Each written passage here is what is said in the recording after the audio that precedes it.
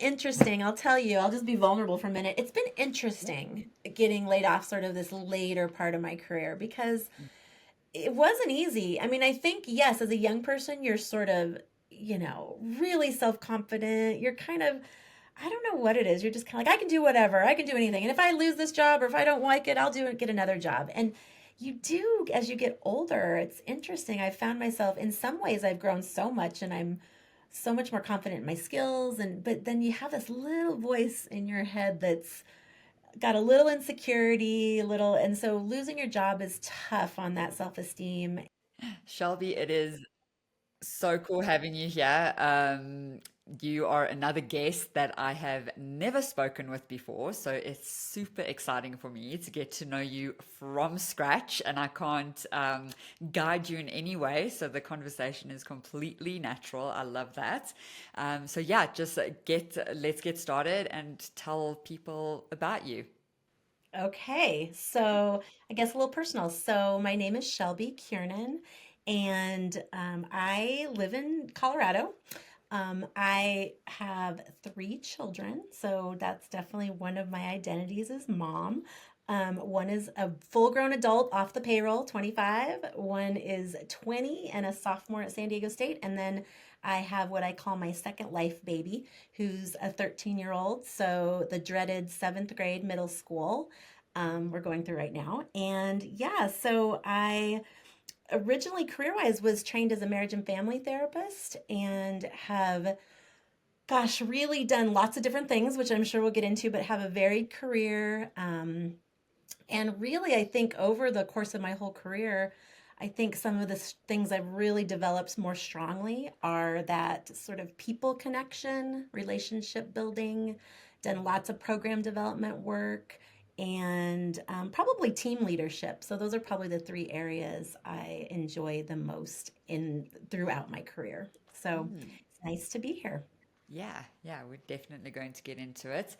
Okay, so what is sophomore? Is that the first? Because I mean, I'm not from America. I always get He's a confused. second Sophomore, the year student second year. in Okay, college. so Yes, yes. freshman, sophomore. Sophomore, Okay, junior, I'll senior. Yes.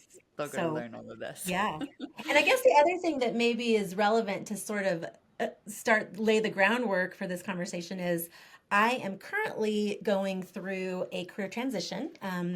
Was laid off from the company I'd been with for 12 years in November, and first time I've ever been laid off. So it's definitely a time for self reflection and what's next. I sort of feel like I'm coming upon the last 10 years of my career.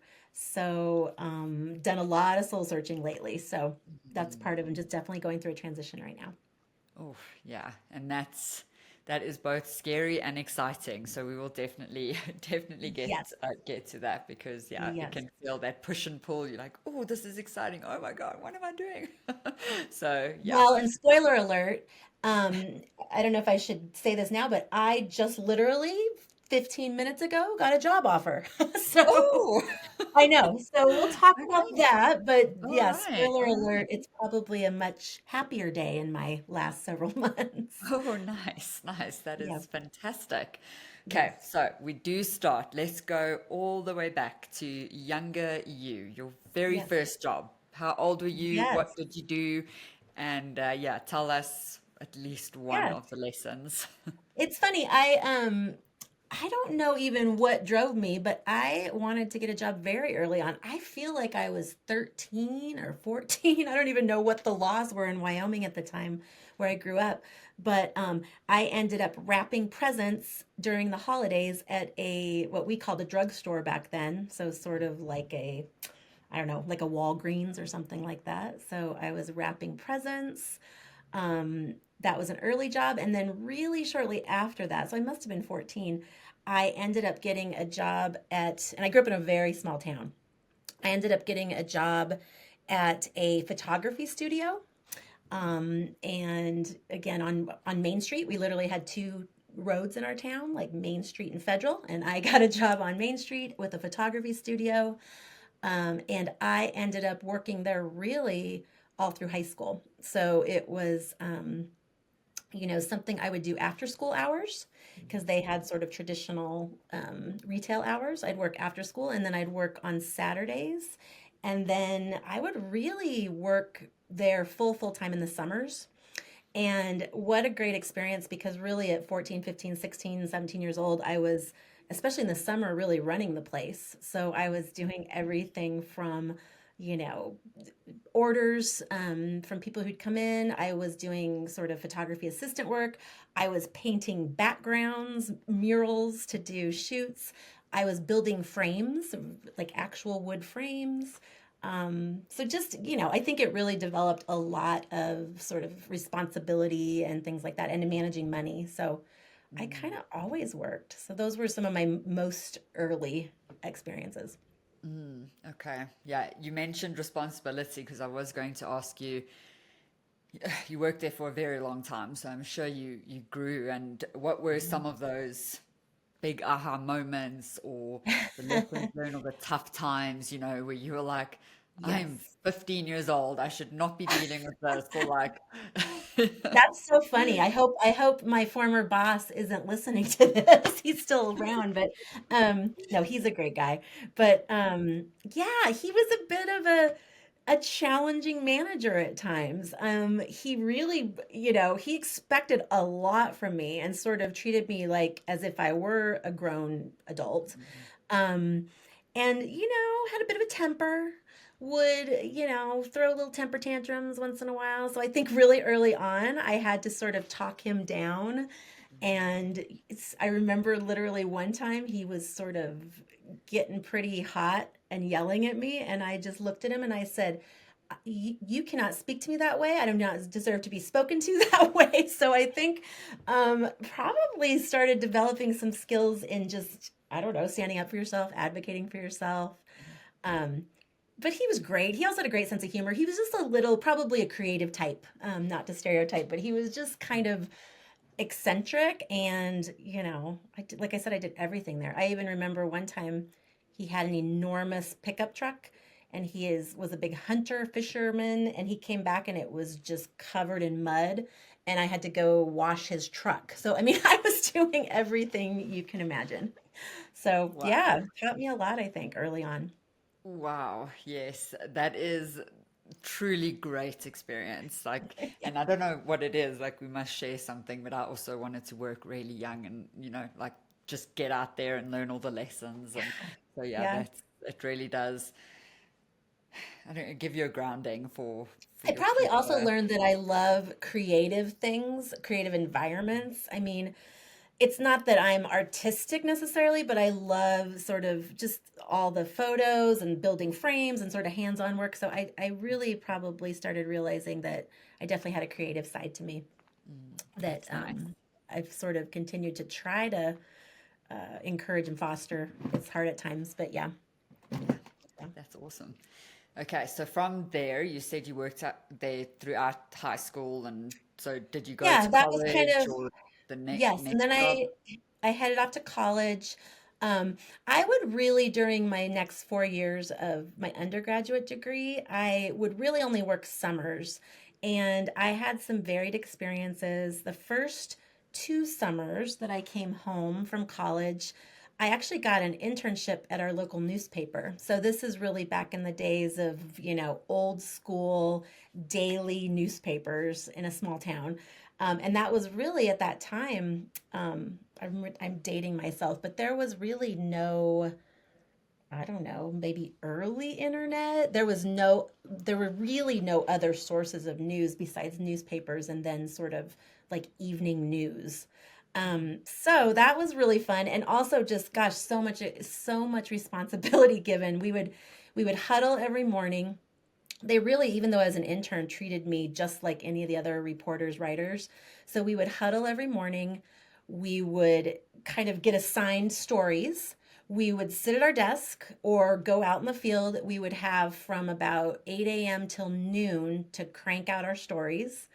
And then it would all go to our editor, and he would sort of review everything and send it on.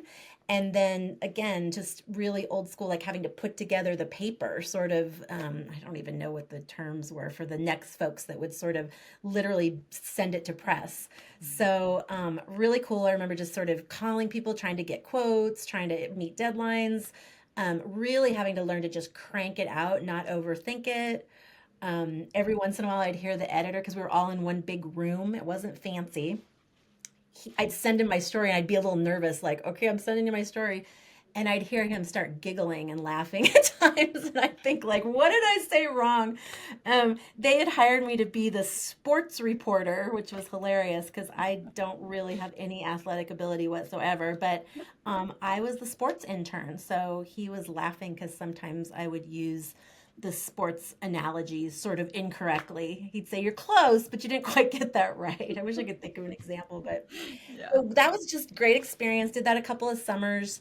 Um, Really got to also dig in and write some feature stories. I could take longer on those. Again, just it was kind of up to me to find interesting features around town and develop those stories. I got to do photography, which was amazing. And it was back in the days of literally, 35 millimeter cameras.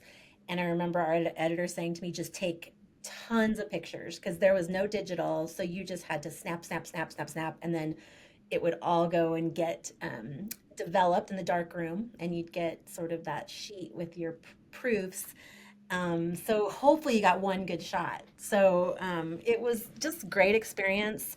After those 2 summers, the next summer I actually started to develop even more independence because I moved. I got a job in a Jackson Hole, Wyoming, which is a real tourist sort of area. It's by Teton National Park. Worked in a as a hotel front desk person, and then after hours, I was studying psychology and English in college. So I worked at a shelter for women, abused women. Mm. So that was a really eye-opening summer. Um, I think, dealing with the public for well, not really the first time. I guess that was my second customer service job, along with the photography studio. But yeah, it's interesting doing customer service and having to problem Mhm. solve.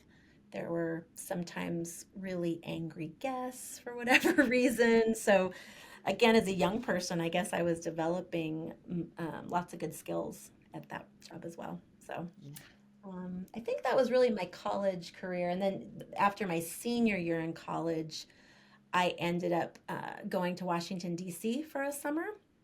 And I worked for one of our Wyoming senators, Senator Alan Simpson, in his press office. And it was pretty amazing. So I was only, 22 years old at the time. And when I got there that summer, there was another young woman who was the assistant press secretary who was probably 2 years older than me, 24. And right when I got there, the main press secretary got fired. So the two of us, these young women without a lot of life experience, ran the entire press office all summer, which was amazing because I was, picking up the phone and it'd be CNN or, and I'd be sort of Yeah. doing a lot, having to sort of fake it till I made it and act like I knew what I was doing. So that was my college, those were my college years. Wow, that is incredible. Honestly, I'm sitting here thinking like I hope my kids have this experience when they grow up. Like you're 22, you're I know, it's kind of working in crazy. Washington, D.C., but It's kind of even crazy. as we have spoken, and then you said this, these young women with no life experience, I'm like, you have tons of life I experience know, and by it's this so funny. point. I don't even know what Amazing. I drove love me. it. I have no idea what drove me as a young person because this was none of my parents. I mean, I was just, I don't know. I was very resourceful as a young person. I think I've Mm. still carried that with me. I was Yeah. always sort of driven, sort of ambitious, sort of looking for fun, exciting opportunities. So this was none of my parents doing Yeah, this. So, this is amazing. What did your yeah. parents do? Were they in corporate or did they have their own businesses? So Always curious. my parents were pretty great. My dad is still alive today. He's 86, I think, 85, Oh, 86. He designs houses. So he was trained as an engineer. He's not licensed as an architect, but he's a civic engineer. So he still has to have an architect sign off on his plans. But he is basically still lives in our small hometown. When we drive around town, it's so cute because he says, "Oh, I built that. Oh, I built that. Oh, I designed that house. I did an addition on that house." So he has built that Oh, entire town since they moved there wow. in 1973. Oh, So it's crazy. wow. What a So he's still legacy. alive. And then my mom was quite an inspiration. She passed away in 2006 when I was in my 30s and way too young from breast cancer. Mm, mm. But she was quite a force of nature. I must have gotten some of this from her because um, how do I describe her? She worked for years at the community college in my hometown. Again, she was very interested in the arts. Worked um, kind of in student services, but then at some point when I was young, she helped almost single-handedly raise all the funds to build a really amazing art center on the campus, a theater and sort of place where they taught art classes. So yeah, she was sort of instrumental in that. She was highly involved in the community. She was on all sorts of boards, and I remember little things. When I was a kid, I remember sitting on her lap, and all of a sudden she was reading the local newspaper that I talked about, and all of a sudden she kind of threw me off her lap, and she said, over my dead body. And I said, what are you talking about? And she said, they're gonna tear down the 1908 train depot in our town. And she said, over my dead body. And she sort of went about getting the community involved and saving that depot, and it became sort of a place for restaurants and shops. And so she was just that kind of person. Oh, She raised all the funds to put trees up and down our main street. um, pretty inspiring parent. She was the first recipient of the Wyoming Governor's Arts Award for all she had done for the arts in our state, oh, and was on the school board. So anyway, she wow. was definitely an inspiration to me. Oh, that's beautiful. I love asking that. Yeah. Yeah, because although we sometimes don't want to be like our parents, we Oh. tend to be, or at least we can take the best of them, Oh which my I gosh, feel. I want to be everything like my mom. Yeah. Frankly, Oh, yeah, yeah, that's she was awesome. quite an inspiration. That is so nice. Yeah. Okay. Right. So where are we? Where are Because we? So we then I kind went of to took a graduate detour to school. college, and Yeah, then I yeah, finished my is undergrad, you and then I moved to San Diego and okay? California and went to graduate school for marriage and family therapy. At that time during grad school, I would work at, again, retail. So I guess I was kind of drawn to some of that retail. I worked at the Banana Republic clothing store and loved it. I think at that time, I probably had sort of an innate ability to do sales. I was, I'd come into the work and they'd say, okay, today is white t-shirt day. Whoever can sell the most white t-shirts gets a prize. And I mean, I'd be like, I'm on it. So I guess I liked a challenge. I loved helping people, find the right outfit. It sounds kind of frivolous and shallow, but it was really fun. I thought it was a fun Yeah. job. Yeah. So did that while I was in graduate school. And when I graduated with my degree, that whole last year, you really had to do an internship. So I was working in San Diego for Catholic Charities. That was my internship site. You were getting supervision as you learned how to be a therapist. And I was doing mostly premarital counseling at that time. So I was, since people who were Catholic were required to do premarital counseling, that was my job. And when I finished that, I sort of, my earliest career job, with an actual salary was with they called it therapeutic foster care agency. So these were the kids who sort of had sort of more severe trauma and issues, so they couldn't really make it in county level foster care placement. So they had these private agencies that would contract with the county and do therapeutic foster care. So I was a social worker training foster parents, doing lots of sort of behavioral interventions with kids in the home, trying to help, the parents and the kids adjust to their placement in foster care. And I mean, what a job. I always, to this day, I tell people it was the best and worst job I ever had. It was extremely challenging. Like I said, the amount of trauma that these kids had been through. And back in the day, it was sort of all these things were done sort of, there weren't a lot of computers, electronics, that kind of thing. So we would literally go to what they called a matching meeting once a week with the county, and we would just sit there and they would read these children's files, literally paper files, and all their trauma and what they'd been through. And we'd have to try to see if we had a foster home that might be a match for them. So, man, what a job. I could go on and on, but I was doing things from supervising visits with, drug addicted parents just out of prison with their kid at the McDonald's to the very first time I was on call. Back then, that was the days pre cell phone, so we had a pager. The very first time I was on call, and again, I was probably at this time 24 years old. Um, one of our 3-year-old children died in one of our foster homes, died in placement.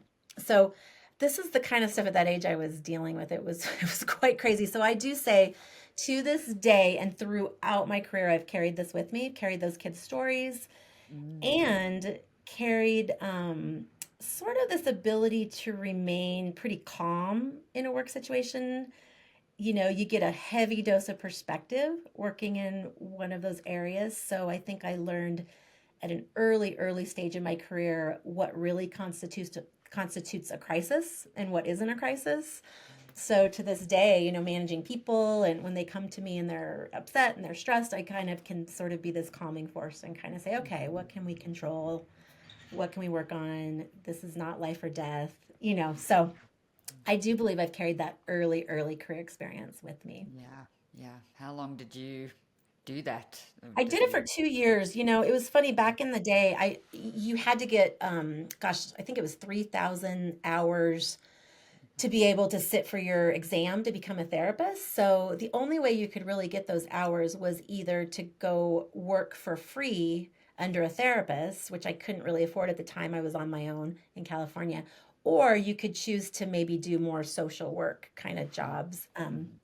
So that's what I chose to do and make a salary. It's Okay. funny though, my first career job, when they first hired me, they were going to pay me $12,000 a year. Hmm. And about a couple months in, I think maybe I started as an intern and it was $12,000 a year. And a couple months in, they converted me to a regular full-time employee, but I was making $24,000 a year. And Mm. man, at the Wow. time, I thought I was living large. I felt like I had everything I needed. Yeah, So it's not funny. often that you double your salary. I So know, but it's just that's crazy how amazing. much things have changed, and Oh, for yes. my children. Yeah. Oh, yes. For Yeah, so yeah, I kind of do you want me to keep going? I can keep telling you more stories. So Yeah, absolutely. yeah, so after that, got my decided, okay, I had my licensing hours. At the time, sort of around that time, I thought, gosh, that was hard. I don't I need to try to take these counseling skills and figure out what other kind of field I could, sort of that transferable skill idea, and how could I use these skills in another field. So I actually ended up just going, I don't even know. Again, I think back and I think, man, how was I so bold back then? I feel like I'm not as bold now, but I just, I started getting names. This is back in the day again where you had to network. You didn't really have all the LinkedIn. And so I just got someone's name at University of California, San Diego, because I think because my mom had worked in higher education, I sort of had that frame of reference. So I just ended up going and talking to this woman. I still remember her name was Catherine. I can't remember her last name, but I just went and saw her sort of as an informational interview, and ended up volunteering to craft and teach some skills classes for students. So, don't know how I thought I knew how to do that, but I just said, yeah, I'll teach some workshops for college students. So, I can't even remember the topic at the time, but that's sort of how I got my foot in the door. I just volunteered to do that. And then when they had an opening, I ended up working in academic advising at UCSD. So did that for a little while, but then my partner at the time and I ended up moving back to Colorado, closer to home. Mhm. And yeah, it was. And so when I moved back to Colorado, I really thought, I'm tired of saving the world. I'm gonna go to corporate America. I'm gonna try to make some money. So that was sort of my mindset at the time. Mhm. And I actually ended up for about a year working for ESPN sales and marketing in Denver. They had a small sales and marketing office. So I was a marketing coordinator. So kind of got to dip my toe in the sales and marketing world. And then ended up having my first daughter. So I ended up staying home about a year. Okay, And then after that, I moved on. I'll try to speed this up. I moved on to University of Denver, we've and got I was time. with university after I'd been home with my daughter about a year. I thought, oh boy, if I have to put together one more puzzle and see no adults, I'm going to lose my mind. So I decided I would be a much better mother if I worked part-time. So I was able to find a job at the University of Denver in academic advising. So I stayed at University of Denver about 7 years, loved it, loved the student interaction, just fed my soul. It was so much fun. Had great coworkers, great leaders, really good experience at DU. Did, academic advising and career counseling later, and sort of started doing a lot of program development type work. And then after that, I moved on to the state of Colorado with the Department of Higher Education. And we ran a program called College in Colorado, which was a website meant to help, especially low income students of color, figure out a plan after high school. So I ran an outreach team there and was there about 5 or 6 years. And then the last 12 years of my career, so I kind of stayed places a long time. I've been with Colorado Access, which is the nonprofit health plan for Medicaid in the Denver area. And at Colorado Access, just did a ton of things. I would categorize it as program development work. Started doing a lot more sort of team development, leadership with teams. Um, started yeah so yeah, it's been a long great 12 years, and yeah, just recently was laid off. So here I am trying to sort of rediscover who I am. Sorry, had to mute there because my dog was crying, but That's okay. I was listening. Am I Okay, talking too much? I'm just going on. not at all. No, no, no. And this is what it is about, right? All your stories, which is just, oh, it's fantastic. I just So, feel like I'm maybe talking too much, but you can edit me no, down. not at all, not at all. I'm gonna have to let my dog out. So, You're he's, good. he has, we say he needs a emotional support dog because he's I'm a dog person too. I had to shut my door so she wasn't bugging me. yeah, no, and this dog knows how to open doors, so there's nothing I can do to Yeah. get this Oh dog yeah. to I not get interrupt you. me. I get you. Anyway, luckily for editing, right? Okay, so I've written down here as you were talking this bold. You said it a few times. You said like I don't know why I was so bold or like what made me I so know. bold. So yeah, I want to like dig into that because Bold or clearly assertive, or I don't know, yeah, you are self-confident. bold and it's fantastic and it's like got Crazy. you to where you are. So, I Yeah, want to but you say know like what? It's really interesting. I'll tell you. I'll just be vulnerable for a minute. It's been interesting getting laid off sort of this later part of my career because it wasn't easy. I mean, I think, yes, as a young person, you're sort of, really self-confident. You're kind of, I don't know what it is. You're just kind of like, I can do whatever. I can do anything. And if I lose this job or if I don't like it, I'll do it, get another job. And you do, as you get older, it's interesting. I found myself in some ways I've grown so much and I'm so much more confident in my skills, and but then you have this little voice in your head that's got a little insecurity, a little, and so losing your job is tough on that self-esteem. And um I felt sorry for myself for about a weekend. Went to a dark place. Like I'll never get another job. And then you start hearing all this negative talk out there about ageism, and no one wants to hire older people, and especially older women. And I kind of, like I said, felt sorry for myself for a few days, maybe a week, and then I just said, you know what, I can't. I gotta try to not go there. I have something to offer. I have so much more skills in leading people. um, I think I just have to find the right fit and the place that is looking for that experience and wants that experience. And so I kind of just chose not to embrace this whole negative ageism thing. So maybe that's sort of being naive or but I just, yeah, I chose not to kind of go there. Mm. And frankly, I just decided to throw myself headfirst into old school networking. I mean, I'm just, I grew up in a generation where I'm not quite as tech savvy. I mean, I've learned a lot of things along the way, but it's not my go-to strength. So I just chose to do it the way I knew how to do it. So from the first kind of week I got laid off, I just said, okay, who do I know? And I just started making appointments, making meetings, and I really tried to do it more in person than virtually. I just decided I'm going to schlep around town. I'm going to go visit with people. I'm going to tap sort of my network, the people I know best. And it's been amazing. It's been an amazing experience. I feel like now I want to go out and be like the poster child for how networking actually does work and actually Mhm. pays off. Because I would meet someone or talk to someone I know, they would give me another name. That person would give me another name. That person would give me another name. And I kept a spreadsheet. And I think at this point, I've had at least over 65 meetings with people since November.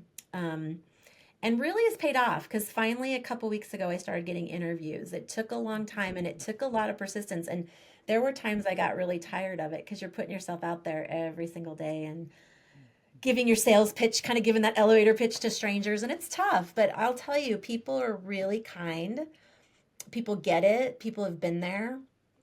I don't know, I feel such a sense of gratitude for all the people that have helped me this last several months. And like I said, started to get interviews the last couple weeks and got a job offer today. So, that I think I really am excited about and want to take. I just need to look over everything. So yeah, I just think it really works, the networking idea. And it's something that I think, especially young people, I'm not sure they know how to do it. So I feel sort of, I was chatting with someone that I was introduced to at DU a couple weeks ago, and I said to her, gosh, I would love, she's at one point, she said, would you come do a workshop for our students? I said, yeah, absolutely. I would love to. I kind of feel this passion about trying to teach young people sort of the value of that human connection.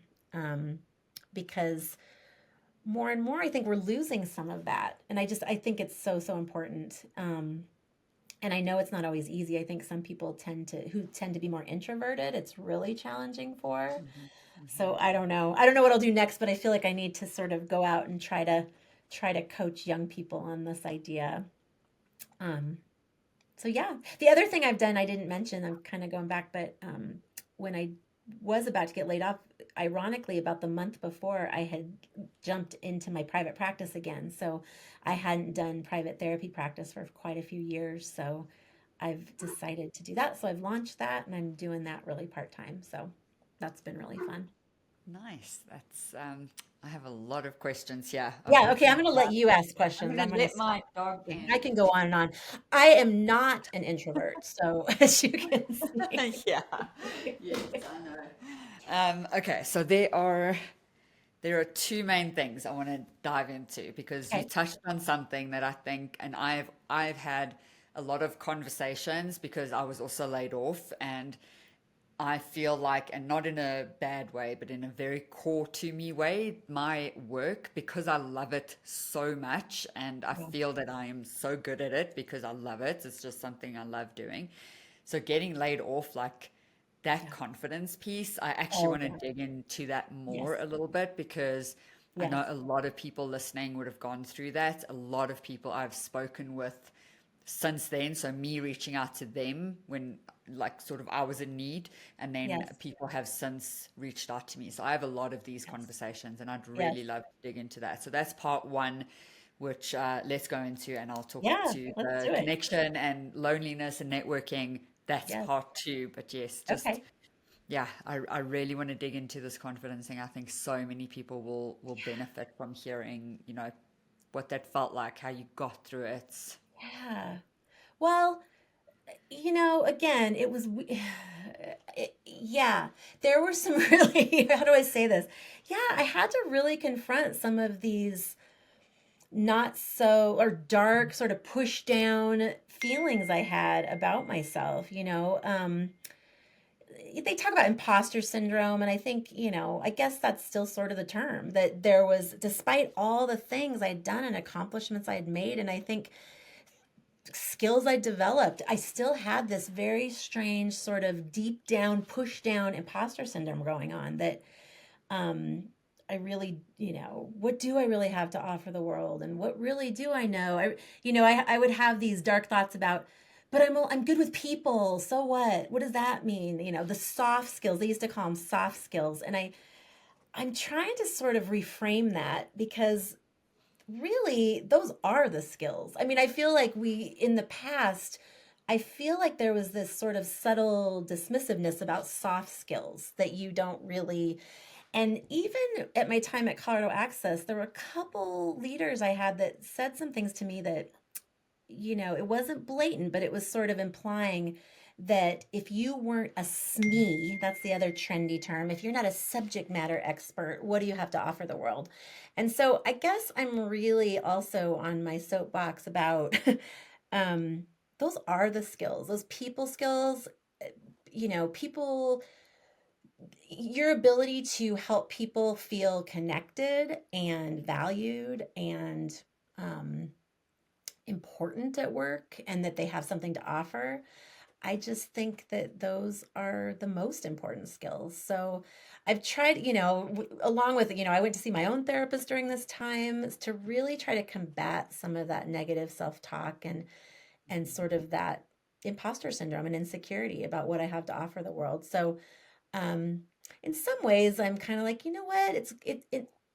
Although I thought I would sort of stay with my former employer and just sort of go off into the sunset and retire, I'm sort of feeling more gratitude that I got a little shove out the door, because I'm feeling more like, okay, it's going to be really exciting to sort of start over somewhere new, show up however I want to show up. No one has any preconceived ideas about me and my leadership. So I don't know. I think this is going to be an interesting, kind of exciting next chapter. But yeah, it's real. That imposter syndrome and those feelings of insecurity are real. Mhm. And you know, I don't know. I mean, we could sit there and sort of psychoanalyze why that is, and where did that come from in me, but we won't go there. But it probably goes way back. Probably goes back to some tapes from your childhood that you're still, playing. I think even though my parents were super supportive, and I remember my mom always saying, "You can do anything. You can do anything you want to do." It wasn't them, but there was something in me that felt this. Uh, well, my brother was older. I had one brother, and he was older. I At some point, again, despite anything he did, I sort of decided he was the smart one. He was the one that could, so I put some of these labels and some of these ideas about who I am, that I wasn't quite as smart as he was, or which is so not true. And I think if I asked him today, he'd say, "Yeah, but you're smarter with people. You're much better with, certain things." So, um yeah, we just do that to ourselves sometimes. Yeah. Sometimes it's people saying things to us when we're young, but sometimes we just do this to ourselves. So, I Yeah. don't know. I don't know. Those are kind of my thoughts on that. And how did I combat it? With getting support, talking, like I said, to a therapist, talking to the people that really love me and care about me and know what gifts I bring. Um, because we're not all good at everything, right? But I have people that surround me, my friends, my family, even a couple of really close former coworkers who just lifted me up during this time and helped me know, like, no, you have a lot to offer. So yeah, I'm feeling a lot better now, feeling more confident Mm. about that. Oh, thank you for sharing that because, yeah, Yeah. that's, I mean, for me too, I think I probably started going to therapy too Yeah. late, or not too late, but later Yeah. than I should have. Yeah, and journaling, I did a lot of that, and I have on my whiteboard, I can thing for people Or do you have watching the sort of YouTube thing, your I have yeah. like there, that top is like, I am good at. So Yeah, I just yeah. needed to have that like daily reminder of like, I okay, no, have a, I'm where did good I at put, these I don't five have it. things is what I Yeah. am good at. I And it have a just rock was. I have a rock I painted when we did this DU Leadership Academy thing, and I painted this rock that says I am a strong and confident leader. So that was sort of my Nice, yes. mantra Keep to that rock. myself. But Yeah. it's funny, and isn't it a work in progress? I mean, I think Always, yes, yes. And that's what we have looking to realize is like, and anytime you're pushing yourself to another level, like you're going through this transformation, and I want to hear honestly all about that because I think you're onto something. I am actually, I'll just spoiler alert, but I'm in the process of building out what I call the core capabilities, and core stands for something. nice, So it's nice. exactly that, like, it is not soft skills. I It is the promise skills. you, it is the core skills that you It's need the to core. succeed in life. And the C is connection. And so Totally. that's why, like, I you saying am like right with connection, you. networking, all of I'm that right with stuff, you. it's like vital. And I say to people, I'm like, I'm employed, I earn money because people are forgetting how to connect with each other. Yes. Like And you know I what's literally interesting? am paying my bills because of Yes, that. And I find that to be sad. that's right. Like I don't want to pay my bills because of that, because it's making people lonely and yeah, they're not connecting. So Yes. yeah, tell me about that. Like you say the old school. So what advice would you give people if you did do this, you want to be the advocate for networking? Like what would that look like? And I What know does it that's look not like? like you haven't built it Well, out, but like just off the top of your mind, I'm so fascinated. I think yeah. that's Well, huge. I think I kind of alluded to it. You really have to start with who you know. I mean, I think that's what you do is you start with, even if it's like five people who you know well. Um, and it's not, what's the other? It's not about trying to ask them for something or get something. I think when you're networking too, and my son has said that to me. He's like, "What do I ask them? What do I?" And I'm kind of like, "You just connect. It's not even about and sort of this belief that these conversations and these connections will eventually lead you to. I kept thinking about my job is out there. I just these conversations are going to kind of lead me to it. So I tried to go into the conversations not trying to get something from them. At the same time, I think it's important to try to take a look in the mirror and be able to articulate and speak to these people you're connecting with about what you do bring to the world and what you do have to offer, because it felt like when I could come to someone, even if I didn't know them, and say, I'm good at this, this, and this. I'd really love my next career to have this. That's when their sort of juices would start flowing, and they'd say, "Oh my gosh, I know this person who is also interested in that." Or so you'd start to see those light bulbs go off, and um, I don't know, of those 65 meetings I had, I'd say 99% of them were like that, where there'd sort of be this synergy that would happen where they'd say, "Gosh, I do have a friend I know, or I do know this person. They may not have a job, but they'd be great for you to connect with." So it was just about connecting. And really, maybe two people I talked to, it fell a little flatter, but that was it, where it was kind of like, I kind of got this sense right away in the conversation that they felt like they were kind of busy and didn't really want to be talking to me. So, and that was fine. So I think the other thing I would say is you just have to have a thick skin. You have to kind of say, all right, next, that one didn't have that same synergy, that conversation, that's fine. And move on. And you thank people. I mean, I think that's really important to send, thank you notes, to connect with them on LinkedIn. Because as you said, you never know when they might, when you can pay back the favor or connect them to somebody. One lesson learned here, for me, is, even though I do tend to be an extrovert, I do tend to meet people pretty easily. I realized when I got laid off, I went and pulled up my LinkedIn. So I'd been on LinkedIn for quite a few years, but really not very active. I'd had a job for 12 years. So I think lesson learned is don't just go on LinkedIn when I'm looking for work. That sort of try to I decided what I'm going to try to do is even put on my calendar once a week to kind of log in, forward some posts, maybe put an article on there, a thought you had, maybe a cool article you saw about leadership, but just to try to stay active with your network, because it was so easy when I logged in, 12 years later, I'm suddenly active and I looked at my list of people and I thought, ooh, I don't remember a lot of these people. So I've sort of said I need to do better at this next phase of my career, trying to stay more active because for me, it really is about giving back too. It's about as you move kind of up the ladder, and especially when you get to that manager, director, VP level where you have staff, I just think you owe it to them to develop them and to be the best leader you can because again that also is the job is developing that next generation of leaders, I believe. So I'm always a little skeptical of leaders who say, well, I don't really like leading people. I'm kind of like, but that's the job. So if you are going to climb that ladder, that's the job, in my opinion. Mhm, mhm. Um, and we Yeah. know those leaders when we meet them, and we know those ones that maybe Oh, are yes. falling a little short on that. Yes, we can see both sides. Yeah. Definitely. We know who's there for the money and who's like Yeah, and I'm not actually trying to there because be they critical. I'm just competing. saying for Yeah, me, yeah. I No, really you do owe think them. You do. that I, time with your yeah. staff, that commitment to it, it's not always easy. The one-on-ones that are sort of crucial, you put them on your calendar and you don't move them whenever possible. They're like, those are, I don't know. I just believe that that's so important is Mhm. that trying to help others become better leaders. Yeah. And Yeah. being vulnerable. I mean, gosh, I'm not always the best leader in the world, but just admitting when you make a misstep or don't know the answer, you're vulnerable enough to say that.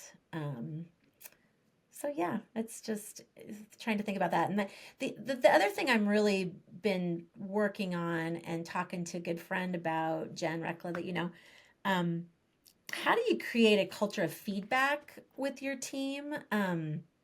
Because I do think when we talk about connecting, how do we have those really strong relationships so that we can constantly improve and offer feedback and it doesn't feel as scary and as hard if we have those strong relationships. So that's something I'm still kind of working on and developing. With my particular personality, it's not as easy to tell people when they didn't do such a great job or when they're not meeting the mark. Or so I've been working on that a lot because it's that whole what Brene Brown says about clear is kind. And Mm-hmm. I Oh, think, yes. Yes. you know, when I tried to sort of Brene has that exercise she does. Brene, I sound like we're like tight.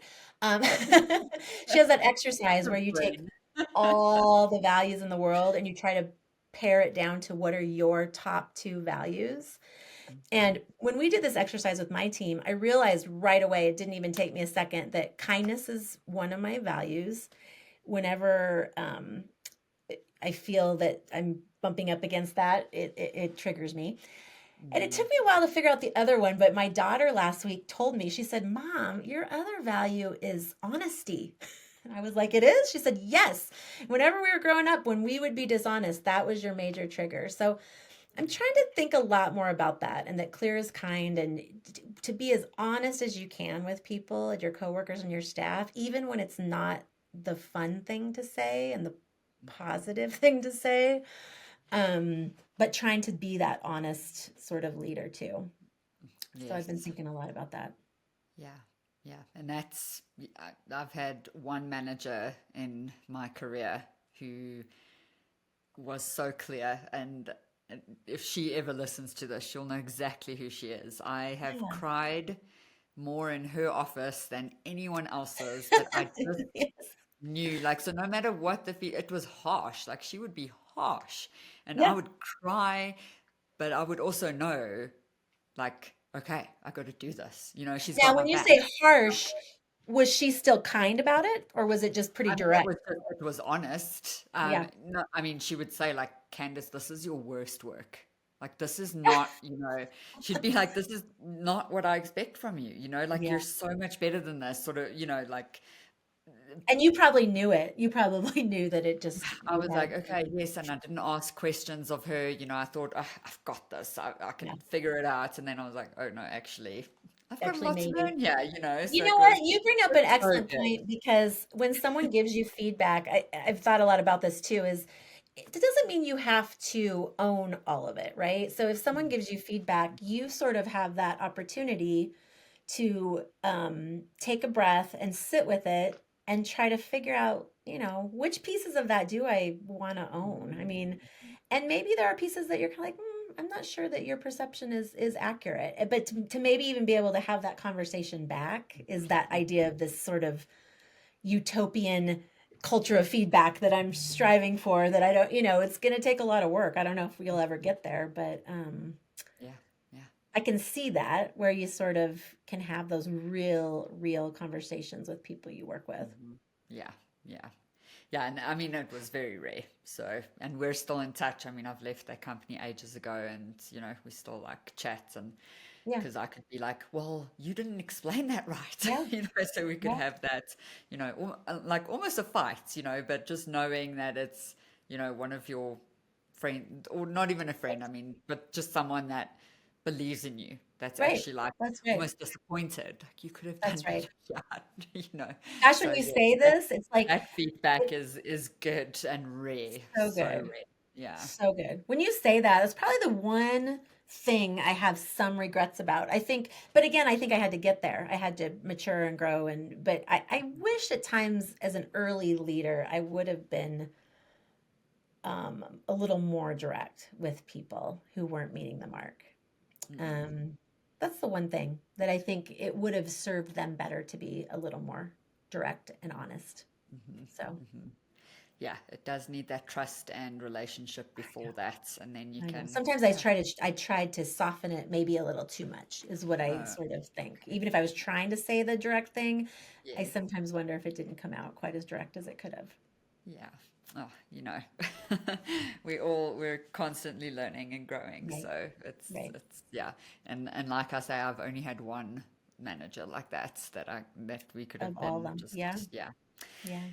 Okay, so wow, this has been incredible. Like your story is incredible, and it's been so good to get to learn it and to ask you all these questions.